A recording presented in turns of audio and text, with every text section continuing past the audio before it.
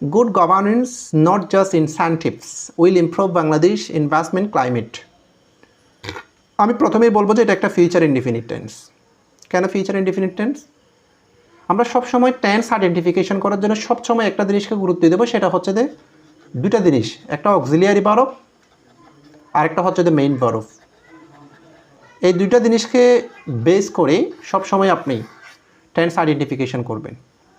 তাহলে আমি বলেছি মডেল ভার্ব থাকা মানে ফিউচার টেন্স, মডেল ভার্বের উইল শ্যাল উইল থাকলে হচ্ছে যে ফিউচার ইনডিফিনিট, এবং মডেল ভার্বের পরে শব্দটা ভার্বের বেস ফর্মেই হবে। তাহলে কি বলা হচ্ছে? গুড গভর্নেন্স মানে ভালো শাসন, নট জাস্ট ইনসেন্টিভ শুধু উদ্দীপনা নয় মাত্র, উইল ইমপ্রুভ উন্নতি করবে বাংলাদেশ ইনভেস্টমেন্ট ক্লাইমেট, বাংলাদেশের যে বিনিয়োগের ব্যবস্থা পরিবেশকে উন্নত করার জন্য, এগিয়ে নেওয়ার জন্য শুধু উদ্দীপনা কোনো যথেষ্ট নয়, ভালো প্রয়োজন, সবচেয়ে বেশি প্রয়োজন সুশাসন। এই অংশটাই হচ্ছে যে ফুলটাই হচ্ছে যে সাবজেক্ট। এখানে একটা জিনিস পাচ্ছি, এই যে এখানে যে জিনিসটা পাচ্ছি সেটা হচ্ছে যে একটা মিনিট,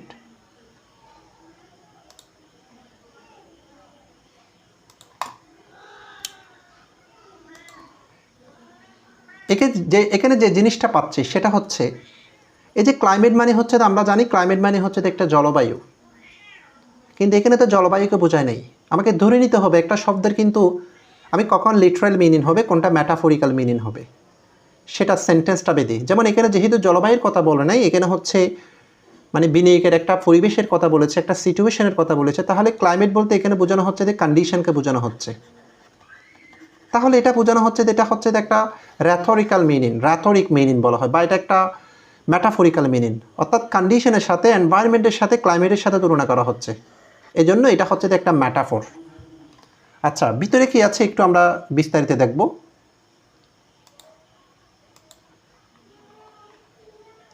প্রথম প্যারাগ্রাফটা দেখি আমরা।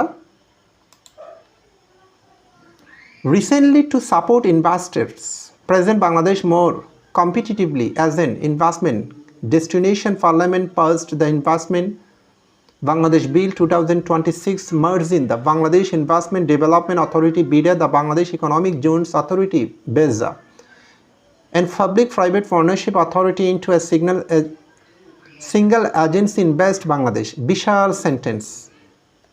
এই বিশাল সেন্টেন্সের মধ্যে আমি যখন এই সেন্টেন্সটা কোন টেন্সে পড়েছে, this is the complex issue.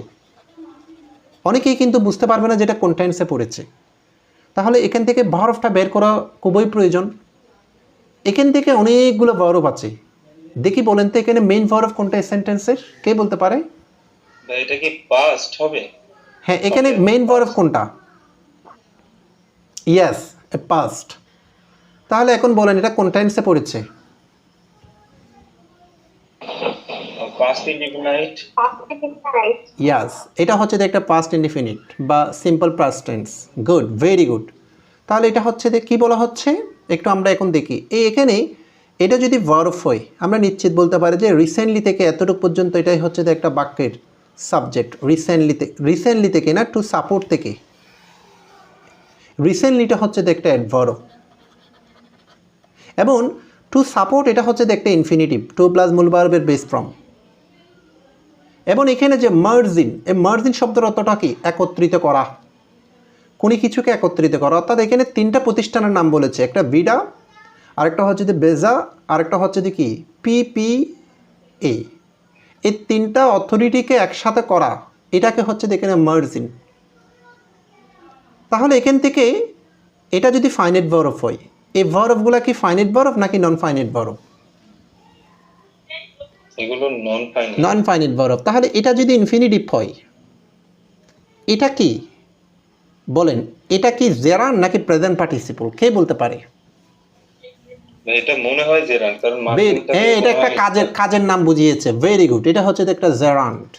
এখন আমি তাহলে নন ফাইনাইট ভার্ব অনুসারে কি আমরা টেন্স আইডেন্টিফিকেশন করব নাকি ফাইনাইট ভার্ব অনুসারে? Finite verb. তাহলে এখানে আইএনজি থাকুক আর না থাকুক, এটা কোন টেন্সে পড়বে, আমি নন ফাইনাইট ভার্ব অনুসারে কখনো আমি টেন্স আইডেন্টিফিকেশন করব না। আমার যেটা সাবজেক্টের পর আছে সেটা ফাইনাইট ভার্ব, সেটা অনুসারে টেন্স আইডেন্টিফিকেশন করব। তার মানে এই নয় যে ভার্ব প্লাস আইএনজি থাকলে আমি হুটহাট করে কন্টিনিউয়াস বলে যাব, এটা মেইন ভার্বের পরে থাকতে হবে। এমন বিশাল একটা সেন্টেন্স, একটা মাত্র ফাইনাইট ভার্ব, একটা বিশাল সেন্টেন্স হওয়া সত্ত্বেও এটা একটা সিম্পল সেন্টেন্স। কারণ সেন্টেন্স কত বড় হবে এটা কোনো ফ্যাক্টর না, the factor how many finite verb existence in this sentence. একটা সেন্টেন্সের মধ্যে কয়টা ফাইনাইট ভার্ব আছে এটাই হচ্ছে যে সবচেয়ে বেশি গুরুত্বপূর্ণ। এখানে যেহেতু একটা মাত্র ভার্ব ফার্স্ট, এই জন্য এটাকে বলবো যে এটা হচ্ছে যে একটা সিম্পল সেন্টেন্স। এরপর ওটা দেখেন, এখন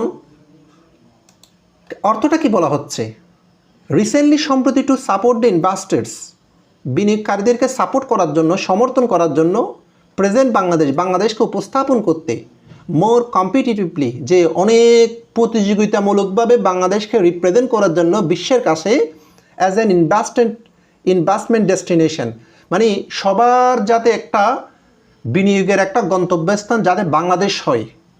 ইতিমধ্যে পার্লামেন্ট ঘোষণা করেছে যে দ্য ইনভেস্টমেন্ট বাংলাদেশ বিল, একটা বাংলাদেশ বিল নামের একটা বাংলাদেশ বিল নামের একটা 2026 বিল ঘোষণা করেছে। কি ঘোষণা করেছে? যে 3টা প্রতিষ্ঠানকে একত্রিত করবে, যেটা একটা সিঙ্গেল এজেন্সি হবে। তাহলে ফুল বাক্যটার অর্থটা কি আরেকবার বলি, ফুল বাক্যটার অর্থটা হচ্ছে বিদেশি বিনিয়োগকারীদের বাংলাদেশ যাতে একটা গন্তব্যস্থান হয়, শেষ গন্তব্যস্থান হয়, বাংলাদেশকে অনন্যভাবে তুলে ধরতে 2026 সালের ইনভেস্ট বাংলাদেশ বিল নামের একটা বিল পাশ করেছে, যে বিলের অর্থটাই হচ্ছে 3টা প্রতিষ্ঠানকে একটা সিঙ্গেল একটা এজেন্সিতে রূপান্তর করেছে। এই কথাটা এখানে কেন বলা হলো? কারণ বিশেষ করে এগুলো হচ্ছে যে ভিডা, এই প্রতিষ্ঠানগুলো হচ্ছে যে বিনিয়োগের কাজ করে। এক এক প্রতিষ্ঠানে যখন যারা ইনভেস্টর আছে তারা যখন কোনো কাজ করতে যায়, তাদের প্রত্যেকটা কাজের জন্য আলাদা আলাদা প্রতিষ্ঠানে কিন্তু আমলাতান্ত্রিক জটিলতা বিভিন্ন জায়গায় যেতে হয়। তো ইনভেস্টরদেরকে বলে হচ্ছে, মানে সরকার বলতে চাচ্ছে যে আপনাদের এটা করতে হবে না, আপনারা আসুন, 3টা প্রতিষ্ঠানকে আমরা একটা সিঙ্গেল এজেন্সিতে রূপান্তর করেছি। তা এটা একটা মোটিভেশনাল মূলক, মানে অন্যান্যভাবে মানে আমলাতান্ত্রিক জটিলতাটাকে আরও সহজযোগ্য করবে, এই বিষয়টা এভাবে বলা হচ্ছে। আপনি যখন নিউজ পেপার পড়তে যাবেন, শুধু বাক্যটার গ্রামেটিক্যাল বিষয়গুলো কিন্তু বুঝলে হবে না, আপনাকে প্রত্যেকটা সেন্টেন্স এভাবে একটু নিজের ভাষায় যদি আপনি ট্রান্সলেশন করতে না পারেন তাহলে কিন্তু অনেক কিছু বুঝবেন না, এটা মাথায় রাখবেন। এরপর আসেন, এরপরে কি বলা হচ্ছে দেখেন, এরপরে যেটা বলা হচ্ছে যে the question is whether this mergers, এই যে দেখেন মার্জিন থেকে মার্জার, এখন জিরান, তাহলে একত্রিতকরণ, এই বিষয়টা will improve Bangladesh investment climate. মানে প্রশ্ন হলো ওয়েদার মানে কি না, এটা একটা সাবঅর্ডিনেটিং কনজাংশন, এবং দ্য কোয়েশ্চেন ইজ এটা হচ্ছে দ্য প্রিন্সিপাল ক্লজ, এবং এই অংশটা হচ্ছে দ্য ফিউচার ইনডিফিনিট, এটা হচ্ছে একটা সাবঅর্ডিনেট ক্লজ। তাহলে বলেন তো এই সেন্টেন্সটা, ফুল সেন্টেন্সটা কি সিম্পল, কমপ্লেক্স নাকি কম্পাউন্ড? কমপ্লেক্স। আচ্ছা, কমপ্লেক্স, ভেরি গুড। তাহলে এই যে সাবঅর্ডিনেট ক্লজ 3 প্রকার আমরা জানি, noun clause, adjective clause, adverbial clause. Whether this merger will improve Bangladesh investment climate, এটা কোন ক্লজ?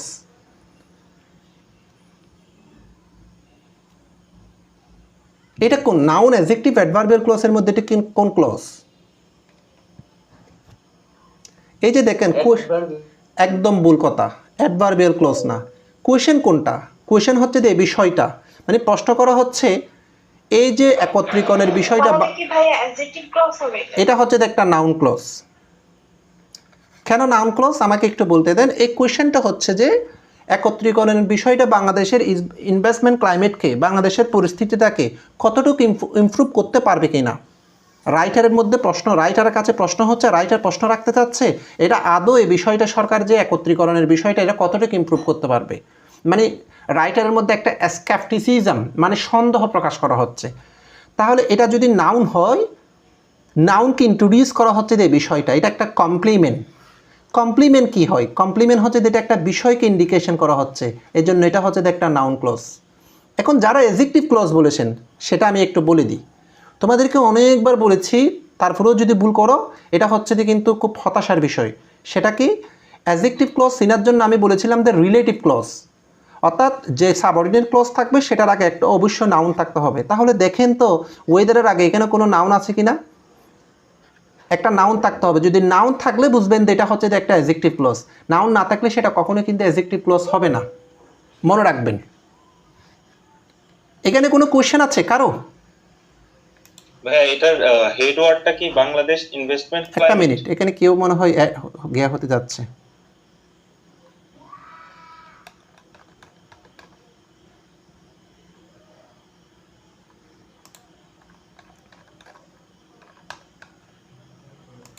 হ্যাঁ বলেন, এখন বলেন কি বলতেন? ভাইয়া বলছিলাম এটার হেড ওয়ার্ডটা কি বাংলাদেশ ইনভেস্টমেন্ট ক্লাইমেট?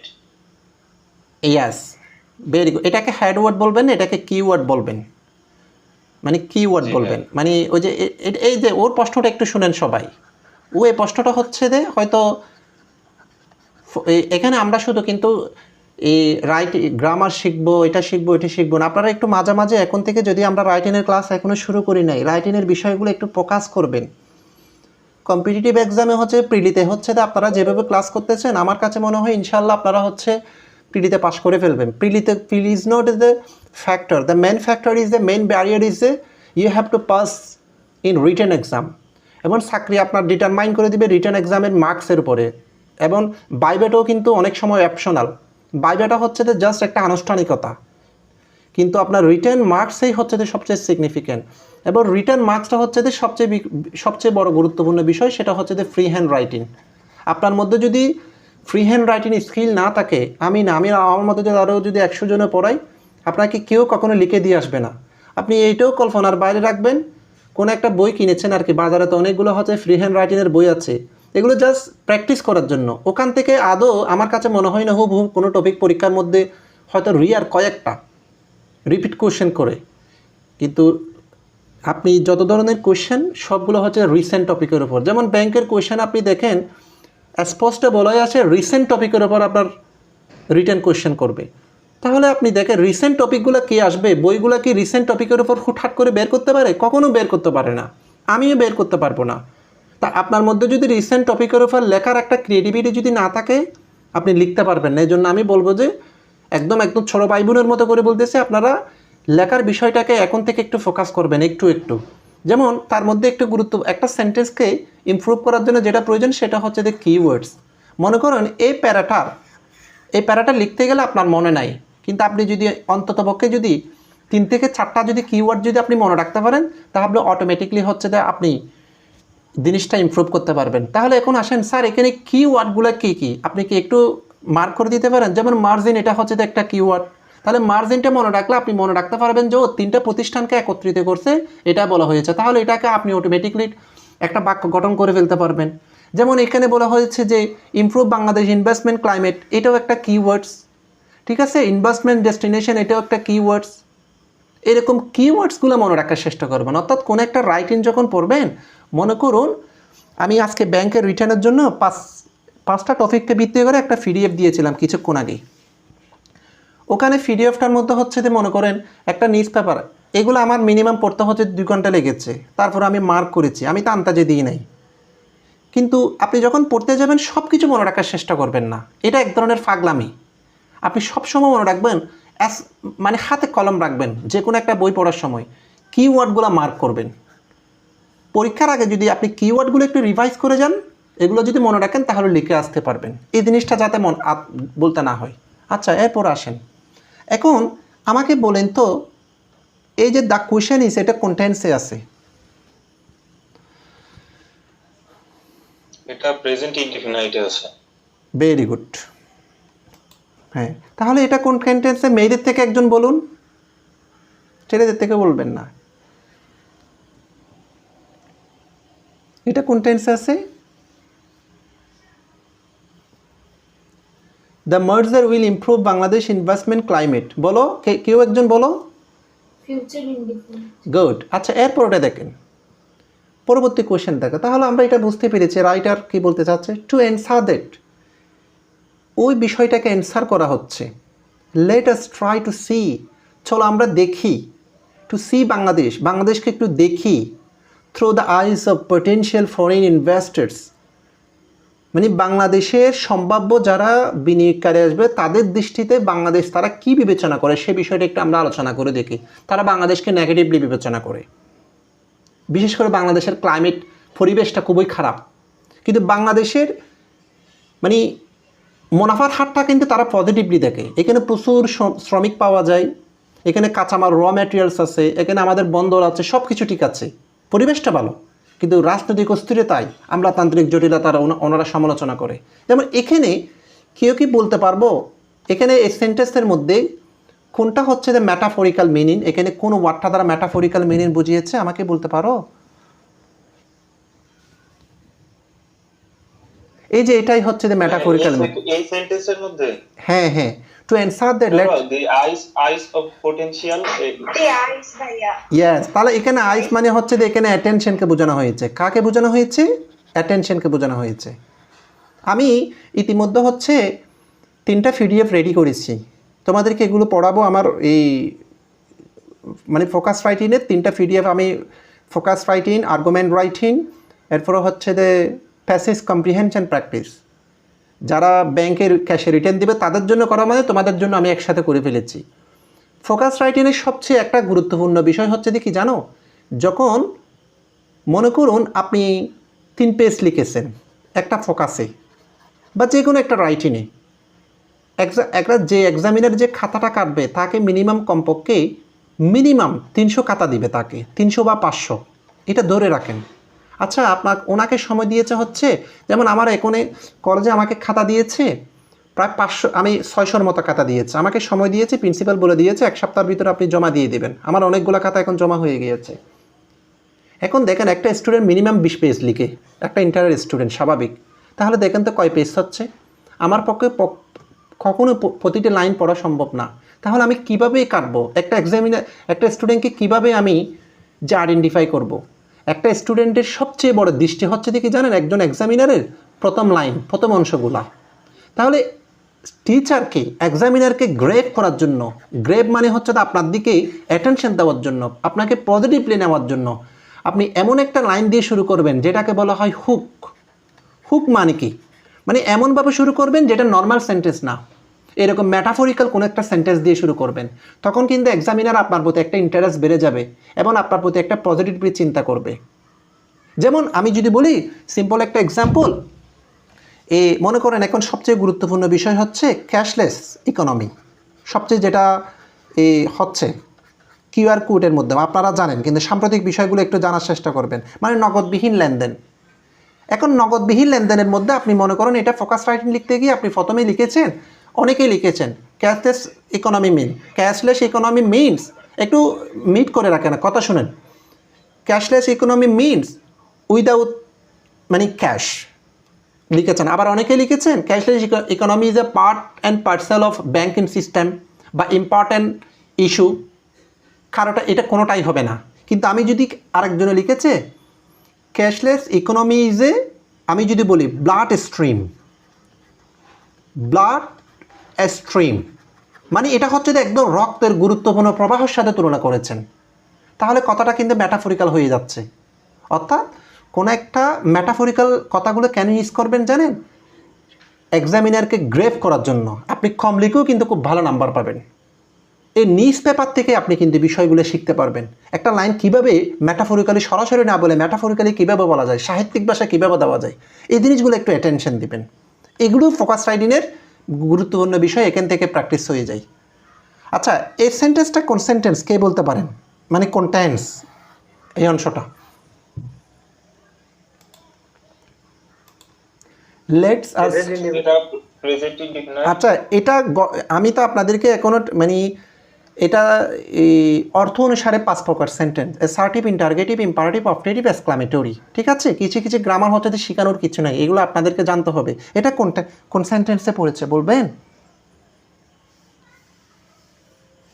মানে অর্থ অনুসারে এখান থেকে যে খুব গুরুত্বপূর্ণ একটা হচ্ছে যে জিনিস গ্রাফ করতে হবে আপনাদেরকে। সব সময় মনে রাখবেন ইম্পারেটিভ সেন্টেন্সে এটা খুবই গুরুত্বপূর্ণ একটা বিষয়, নোট রাখবেন। ইম্পারেটিভ সেন্টেন্স কখনো ফার্স্ট টেন্স হয় না, সর্বদা প্রেজেন্ট টেন্স হবে, এটা 100%। কখনো ফার্স্ট টেন্স হবে না। এবং ইম্পারেটিভ সেন্টেন্স সবসময় ইনডিফিনিটেই হবে, প্রেজেন্ট ইনডিফিনিটেই হবে কখনো। এবং আর একটা বিষয়, ইম্পারেটিভ সেন্টেন্সে সরাসরি কোনো অক্সিলিয়ারি ভার্ব হবে না, কোনো টু বি ভার্ব হবে না, কোনো মডেল ভার্ব হবে না, কোনো টু হ্যাভ ভার্ব হবে না, অক্সিলিয়ারি ভার্ব হিসেবে বসবে না। মানে ইম্পারেটিভ সেন্টেন্সের মধ্যে হলো সেটা ডোন্ট ডো এর নেগেটিভ ফর্ম হবে, অর্থাৎ imperative sentence always present indefinite tense, there is no any auxiliary verb in imperative sentence. মনে রাখবেন এই জিনিসটা, ইম্পারেটিভ সেন্টেন্স তবে ভবিষ্যতের অর্থ প্রকাশ করতে পারে এটা। আচ্ছা, এরপর আসেন আমরা পরবর্তী, এখানে কয়েকটা হচ্ছে জাস্ট এইগুলো খুব ইজি, কোনো বিভিন্ন কিছু গিয়া দিয়েছে, এগুলো খুব সিম্পল বিষয়, এগুলো আপনারা দেখে নেবেন। আমি মেইন গ্র্যাবিন বিষয়টাতে একটু যাই, এখানে যে সমস্যার কথাগুলো বলেছে। আচ্ছা, এই ফারাটাও একটু দেখি, আপনারা তাহলে একটু ইঙ্গিত পাবেন। যেমন এখানে কি বলা হচ্ছে, imagine the investor land in এট হজরত Shahjalal international airport the first time. যে ফার্স্ট টাইম, এখানে মেইন ভার্ব কোনটা বলেন তো এই সেন্টেন্সের? ল্যান্ডিং। Landing. একদম ভুল বলেছেন। কিভাবে এটা ল্যান্ডিং? এটা ইমাজিন হচ্ছে দ্য মেইন ভার্ব, ইমাজিন হচ্ছে the main verb.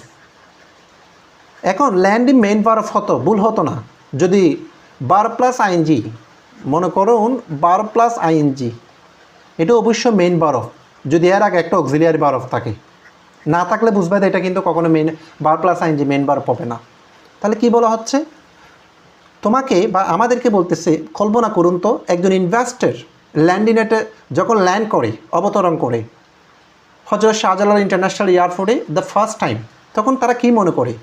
He has a heart and courage in stories, কিছু উৎসাহমূলক গল্প শুনে just about Bangladesh remarkable economic progress, বাংলাদেশের উল্লেখযোগ্য কিছু অগ্রগতির বিষয়ে। ইটস ইমার্জেন্স, যে আবির্ভূত as the world largest garment manufacturing hub, এবং তারা জানে যে বাংলাদেশ হচ্ছে যে পৃথিবীর সবচেয়ে বড় একটা মানে গার্মেন্টস যে উৎপাদনের একটা অন্যতম কেন্দ্র। It's market of more than 17.5 crore people, প্রায় 17.5 কোটির চেয়ে বেশি মানুষের বাজার। It's strategic location between the south and south east Asia, এটা হচ্ছে জিওগ্রাফিক্যাল লোকেশনটা খুব ভালো, যে দক্ষিণ এবং দক্ষিণ পূর্ব এশিয়ার মাঝখানে। অ্যান্ড দ্য ইয়াং ওয়ার্কফোর্স, এখানে অনেক যুবকের মানে সচরাচর মানে কর্মস্থল আছে, অনেক যুবশক্তি আছে। তাহলে আমাকে বলেন তো, প্রথমে একটা কোয়েশ্চেন, বিশাল একটা সেন্টেন্স এখানে শেষ হয়েছে, এই সেন্টেন্সটা কোন টেন্সে পড়েছে? এটা প্রেজেন্ট পারফেক্ট। এটা Present perfect. এটা প্রেজেন্ট পারফেক্ট। তাহলে দেখেন এই গ্রামারটা, এই অংশটা কোন গ্রামারের স্ট্রাকচারে পড়ে, সেন্টেন্সটা কে বলতে পারে?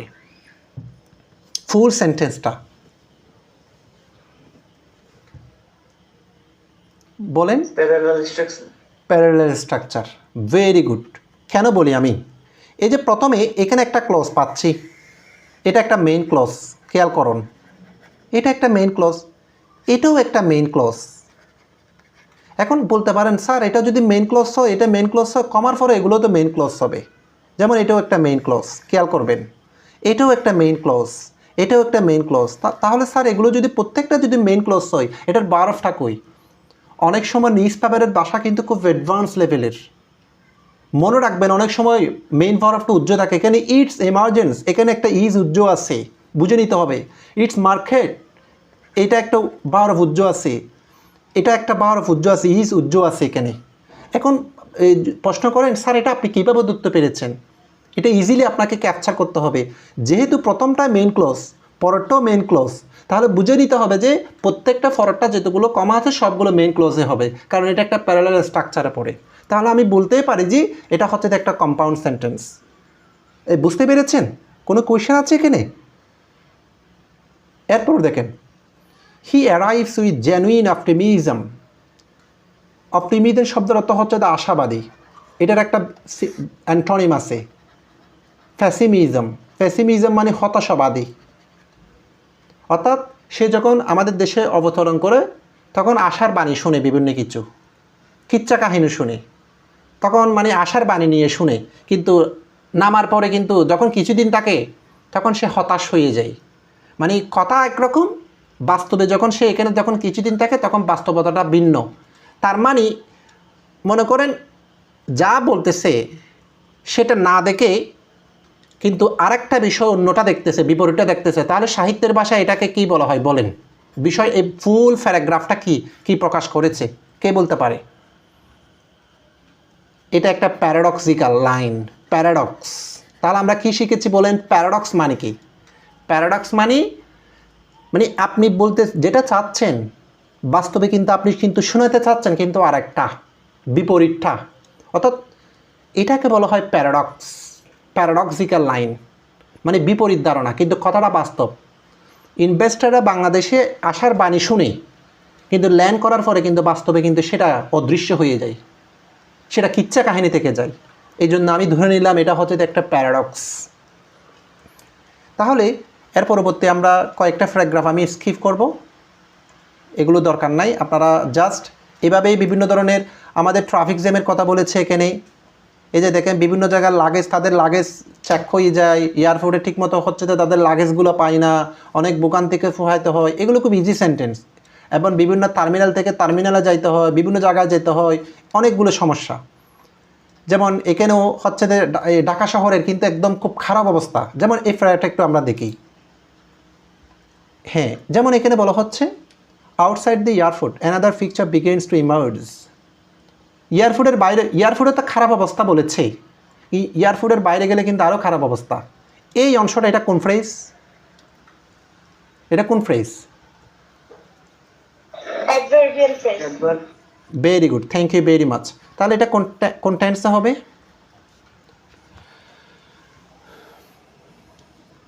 Present indefinite. হ্যাঁ, কিছুক্ষণ আগে কিন্তু ইমার্জেন্স এটাকে বলেছে কি নাউনে বলেছে, এখন কেন এটা ভার্বে বলেছে? What is the logic?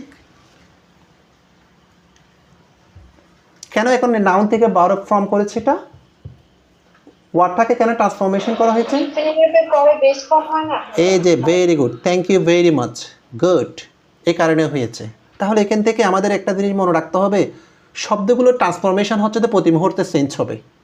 এটা সেন্টেন্স বেদে, সেটা অবস্থান বেদে। আমি ওয়ার্ডটাকে কোথায় ইউজ করতেছি, আমি কি এটা নাউনের অবস্থানে ইউজ করি, নাকি এটা ভার্বে, নাকি অ্যাডভার্বে, নাকি অ্যাডজেক্টিভে, সেটার উপর ডিপেন্ড করবে। আচ্ছা, এরপর ওটা দেখি।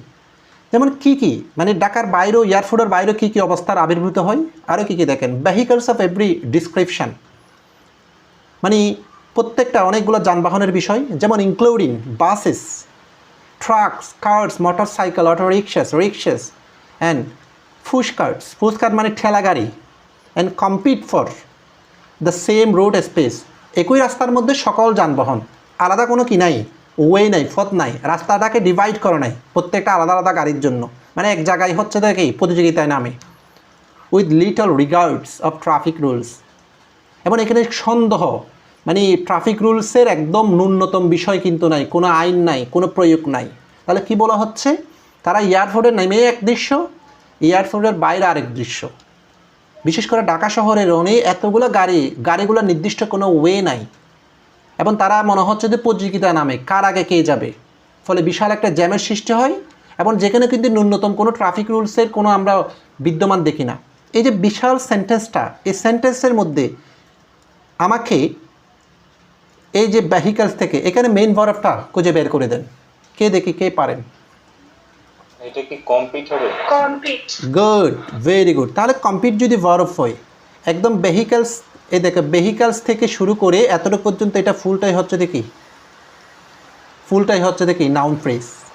আর একটা কোয়েশ্চেন, এই ইনক্লুডিং শব্দটা কোন পার্টস অফ স্পিচ, কে বলতে পারে? আমি একটা ক্লাসে আলোচনা করেছিলাম, দেখি কার মনে আছে, কে আমার কথাটাকে গুরুত্ব দিয়েছেন? Participle adjective. পার্টিসিপল না, এটা হচ্ছে একটা প্রেপোজিশন। এটা কি? প্রেপোজিশন। আপনারা মনে রাখবেন প্রেপোজিশনকে 6 ভাগে ভাগ করেছে। তার মধ্যে একটা হচ্ছে দ্য পার্টিসিপল প্রেপোজিশন, মনে রাখবেন। বিশেষ করে 3টা পার্টিসিপল প্রেপোজিশন আছে, ইনক্লুডিং, এরপরে হচ্ছে রিগার্ডিং,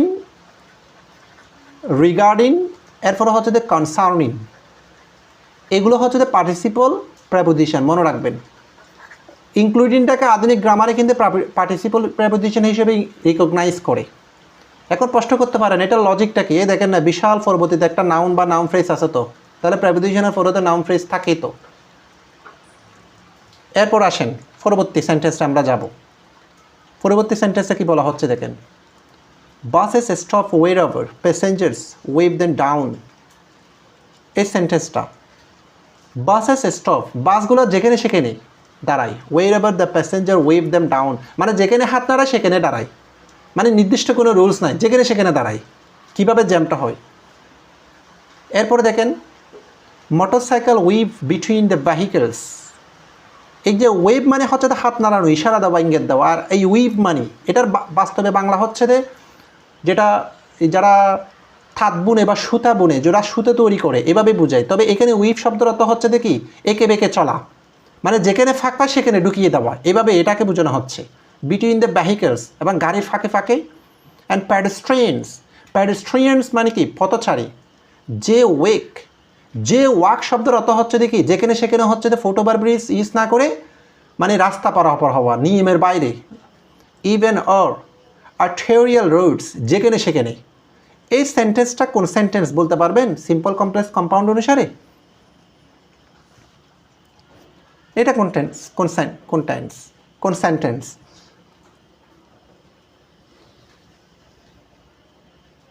এখানে কিন্তু দুটা ক্লোজ পাচ্ছি।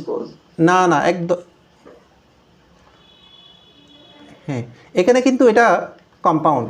এই দেখেন, এটা একটা মেইন ক্লোজ। প্যাডেস্ট্রিয়ান সাবজেক্ট, এই দেখো যে ওয়াক, এটা রাস্তা পারাপার হওয়া, অ্যাক্রস হওয়া, এটা বরাবর্তী এখানে, এটা সাবজেক্ট। তাহলে এটা একটা ক্লোজ, এটা একটা ক্লোজ। এবং এখানে অ্যানটা হচ্ছে দেখি, অ্যানটা হচ্ছে এখানে একটা কোঅর্ডিনেট কনজাংশন। হ্যাঁ, তাহলে কোঅর্ডিনেটিং কনজাংশন মানে দুইটা প্রিন্সিপাল ক্লজকে যুক্ত করেছে, তো তাহলে এটা কম্পাউন্ড হবে, সিম্পল তো হবে না। এরপরে দেখেন a journey that should take less than an hour takes more than 2। আচ্ছা, এগুলো খুব ইজি সেন্টেন্স। এই যে এই বিষয়গুলো আমি একটু লাস্টের সেন্টেন্সটা একটু দেখাচ্ছি। এই যে একদম এখানে চলে এসেছি, এগুলো আপনারা বুঝতেছেন। If movement through the capital is so unpredictable, he wonders what might this mean for transporting raw materials, delivering. এই দেখেন, এটাই মানে এই ফেরার মূল। এখন প্রশ্ন হতে পারে, আমাদের দেশে ট্রাফিক জ্যাম হচ্ছে, তাহলে বিনিয়োগকারীদের সমস্যাটা কি? তাদের সমস্যাটা কি? দেখেন, এটাই হচ্ছে যে এই প্যারার কিন্তু কিওয়ার্ডস, কি line. If movement through the capital, যদি ক্যাপিটাল রাজধানীর মধ্যে দিয়ে যদি চলাচল যদি ইজ সো আনপ্রেডিক্টেবল, যেটা অবিশ্বাসযোগ্য হয়, কঠিন হয়, হি ওয়ান্ডার, সে অবশ্যই বিস্মিত হতে পারে যে হোয়াট মাইট দিস মিন, কী অবস্থা হতে পারে ফর ট্রান্সপোর্টিং দ্য র ম্যাটেরিয়ালস, তাহলে কাঁচামালগুলো কীভাবে যাইতে পারে, ডেলিভারিং দ্য ফিনিশ প্রোডাক্ট, তৈরিকৃত পণ্যগুলো কীভাবে তারা সরবরাহ করবে ক্রেতা পর্যায়ে, ভোক্তা পর্যায়ে, আর মিটিং দ্য শিপিং, দেখেন স্কেজুয়ালস আর শেডিউলস, এবং শিপিং থেকে যে বিভিন্ন পণ্য আসতেছে যাচ্ছে, আমদানি রপ্তানি, এগুলো কীভাবে ইন্ডাস্ট্রিতে আসবে। তাহলে তার মানে বোঝানো হচ্ছে অ্যাকচুয়ালি একটা বাণিজ্যিকের জন্য একটা ইকোনমিক প্রসেসিং জোন যখন গঠন করে, তারা অনেক কিছু বিবেচনা করে। সবচেয়ে বেশি বিবেচনা করে সেটা হচ্ছে যে কমিউনিকেশন বিষয়টা। একটা ফ্যাক্টরির সবচেয়ে গুরুত্বপূর্ণ উপাদান হচ্ছে যে র ম্যাটেরিয়ালস। তো র ম্যাটেরিয়ালগুলো কোত্থেকে আসবে এবং তৈরিকৃত প্রোডাক্টগুলো কীভাবে যাবে, সেটার যোগাযোগ ব্যবস্থা ঠিক আছে কি না। এখন এই অবস্থা হলে ভোক্তার কাছে পণ্য পাঠাইতে হবে 3 ঘন্টার মধ্যে, এখন যাইতে লাগবে 1 দিন, তাহলে ভোক্তা পণ্যটা কিন্তু আর নিচ্ছে না। তো র ম্যাটেরিয়ালগুলো কিন্তু যেখানে 3 ঘন্টার মধ্যে আসতে হবে, সেখানে কিন্তু 10 ঘন্টায় আসতে পারতেছে না, তার সঠিক সময় পণ্যটা তৈরি করতে পারতেছে না, তারা হ্যাম্পার হচ্ছে, অনেক দিক দিয়ে খরচ বেড়ে যাচ্ছে। এই ফুল লাইনটাকে বোঝানো হয়েছে কেন ট্রাফিক জ্যাম হলে এই যে ইনভেস্টররা অনাগ্রহী হয়, সে বিষয়টা একদম বলে দিয়েছে। এখন আমার কাছে প্রশ্ন হচ্ছে, এখানে কয়টা ক্লজ কে বলতে পারেন? একটু বুঝে সুঝে বলবেন। এখানে কয়টা ক্লজ আছে সেন্টেন্সটার মধ্যে? একটা, দুইটা, তিনটা, চারটা?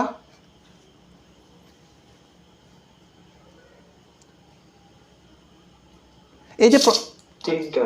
Very good. এটা কোন ক্লজ? Subordinate clause. হ্যাঁ, এটা কোন clause? Subordinate clause.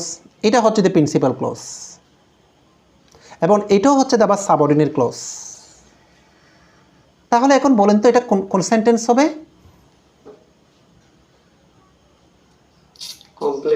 Complex sentence. প্রতিটি যতটা ক্লজ বাড়বে ততটা করে কনজাংশন বাড়বে। তাহলে দেখেন না, কনজাংশন একটা থাকা মানে দুইটা ক্লজ থাকা, তাহলে আরেকটা যখন বেড়েছে আরেকটা conjunction.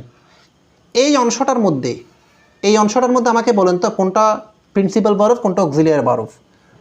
Mite this mean for transporting raw materials? কোনটা অক্সিলিয়ারি ভার্ব, কোনটা principal verb? Auxiliary might. Very good. তাহলে প্রিন্সিপাল ভার্ব হচ্ছে যে মেইন মানে বোঝানো। এখন প্রশ্ন করতে, তাহলে এখন বলেন তো সাবজেক্টের আগে কেন অক্সিলিয়ারি ভার্ব সাবজেক্টের পরে না হয়ে? দিস দেয়ার এগুলো এই যে এই অংশটা হচ্ছে ইন্টারগেটিভ সেন্টেন্স, এই অংশটা আবার ইন্টারগেটিভ সেন্টেন্সে কনভার্ট করেছে রাইটারে। বুঝতে পেরেছেন? এটাই হচ্ছে ইন্টারগেটিভ সেন্টেন্স। এই অংশটা এই ক্লজটাকে আলাদা করে ইন্টারগেটিভ সেন্টেন্সে কনভার্ট করেছে। এই জন্য ইন্টারগেটিভ সেন্টেন্সে সবসময় অক্সিলিয়ারি ভার্ব হচ্ছে যে সাবজেক্টের আগে হয়। এই যে দেখেন কোয়েশ্চেন মার্ক আছে তো। এরপর ওটা দেখেন পরের সেন্টেন্সটা কি বলেছে। পরের সেন্টেন্সের মধ্যে বলা হচ্ছে every delay represent time and in business time is a money. এই যে খুব সুন্দর অসাধারণ একটা কথা লিখেছে, দেখেন না। এই যে আমি কিছুক্ষণ আগে বললাম না আপনাদেরকে, আপনারা কিন্তু র্যাথরিক লাইন দিয়ে শুরু করবেন। কত সুন্দর দেখেন, নিউজ পেপারের ভাষা যে কত অ্যাডভান্স লেভেলের। একটা বইতে গিয়ে এই বিষয়গুলো আপনি শিখতে পারবেন না। এটা একটা হুক বলা যায় এটাকে, এই লাইনগুলোকে বলা হয় হুক। আমি আমার এই কম্প্রিহেনশন প্যাসেজ এবং ফোকাস রাইটিংয়ে এই কথাটা উল্লেখ করেছি, হুক। আমি এটা একটা ইন্ডিয়ান বই থেকে নিয়েছি, আমার একটা ইন্ডিয়ান রাইটারের একটা বই আছে, এখান থেকে নিয়েছি। এই যে এখানে আমাকে বলেন প্রত্যেকটা দেরি হওয়ার অর্থ এই ডিলে করা মানে কি টাইমকে রিপ্রেজেন্ট করা। কিন্তু ব্যবসায়ের মধ্যে টাইমই হচ্ছে এক ধরনের টাকা। টাইমকে সেভ করা মানে হচ্ছে টাকাকে সেভ করা। এই যে তাহলে দেখেন তো টাইম ইজ এ মানি, এই কথাটা কি কোন ফিগার অফ স্পিচ? এটা হচ্ছে একটা ম্যাটাফোর। এখন যদি বলেন টাইমটাকে কেন মানি হিসেবে বিবেচনা করা হচ্ছে, কিছুক্ষণ আগেই তো আমি বললাম সময় মতো যদি আপনার টার্গেট অনুসারে আপনার ক্লায়েন্টকে যদি আপনি সময় মতো যদি প্রোডাক্টটা যদি পৌঁছে দিতে না পারেন, ক্লায়েন্ট আপনার কাছ থেকে কখনো অর্ডার করবে না তো আপনার কাছে। তো এই জন্য সময়টা খুবই গুরুত্বপূর্ণ ফ্যাক্টর। যেমন কাঁচামালগুলো যদি সঠিক সময় যদি না আসে এগুলো পচে যেতে পারে। সব কিছু মিলিয়ে যে ব্যবসায়ের মধ্যে টাইম হচ্ছে যে সবচেয়ে গুরুত্বপূর্ণ একটা ফ্যাক্টর। তো ঢাকার ওভারঅল সিচুয়েশান হচ্ছে যে ফুল হচ্ছে যে জ্যাম। তাহলে এখানে কি কখনো টাইমটাকে সেভ করা যাচ্ছে? কখনোই যাচ্ছে না। তাহলে বোঝা যাচ্ছে যে শুধু ইনসেন্টিভ ঘোষণা করলে হবে না। ইনসেন্টিভের বাইরে আমাদের যে জিনিসটা সবচেয়ে বেশি প্রয়োজন সেটা হচ্ছে সংস্কার, রিফর্মস। কী সংস্কার? আমাদের ক্লাইমেট, আমাদের দেশের অবস্থা, আমলাতান্ত্রিকতা, এই যে বিভিন্ন লোকেশন সাইটগুলা, আমাদের যোগাযোগ ব্যবস্থা আবার ঢালাওভাবে সাজাইতে হবে, আমাদেরকে সঠিকভাবে সাজাইতে হবে এই জিনিসগুলা। আচ্ছা, এত কিছু আমি কেন বলতেছি? অর্থাৎ একটা কলাম পড়ার পরে হুট করে কলামটা ফরিয়ে ফেলবেন, পড়ার পরে একটু চিন্তা করবেন, 2 মিনিট চিন্তা করবেন যে আপনি এখান থেকে কী শিখেছেন। এটাকে বলা হচ্ছে যে কি জানেন, মাইন্ড স্ট্রিমিং। আপনার মনটাকে আবার কি করে রিভাইজ করা। বিখ্যাত একজন অ্যাসেইস্ট আছে, ওনার নাম আপনারা শুনেছেন কিনা জানি না, ফ্রান্সিস বেকন। ওনাকে চিনেন কেউ? ওনাকে চিনেন? নাম শুনছি। হ্যাঁ, উনি একজন ইংলিশ অ্যাসাইস্ট। ওনার একটা বিখ্যাত একটা অ্যাসে আছে, অফ স্টাডিজ।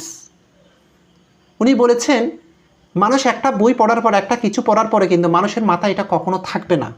মানুষ ওই বইটা পড়ার পরে যখন নিজেকে একটু থিঙ্কিং করার চেষ্টা করবে বা এটাকে যখন আবার সংক্ষিপ্তভাবে পড়ার চেষ্টা করবে, তখন তার মেমোরাইজিং পাওয়ারটা হচ্ছে যে অটোমেটিকলি অনেকগুলো বেড়ে যায়। এই জন্য আপনার মাইন্ডটাকে গ্রেপ করার জন্য কোনো কিছু পড়ার পরে আপনি নিজেকে নিজে জাস্টিফাই ইউর সেলফ আপনি মন চিন্তা করুন, আচ্ছা আমি এখান থেকে কী শিখেছি, মানে এখান থেকে আমার শিক্ষণীয় বিষয়টা কী শিখেছি, এটা যখন নিজেকে প্রশ্ন করবেন অটোমেটিকলি হচ্ছে আপনি কী পড়েছেন সেটা আপনার ব্রেন আপনার অটোমেটিকলি আপনাকে মেমোরাইজ করে দিবে। এভাবে নিজেকে শুধু পড়তে থাকলে হয় না, সারাক্ষণ পড়লেও হবে না। আমি ঠিক আছে, আমি আর একদম টেন্সের পর আর কোনো ক্লাস নিব না। আপনারা আমাকে দেখেন, আমি একটু কথা বলে আপনাদের সাথে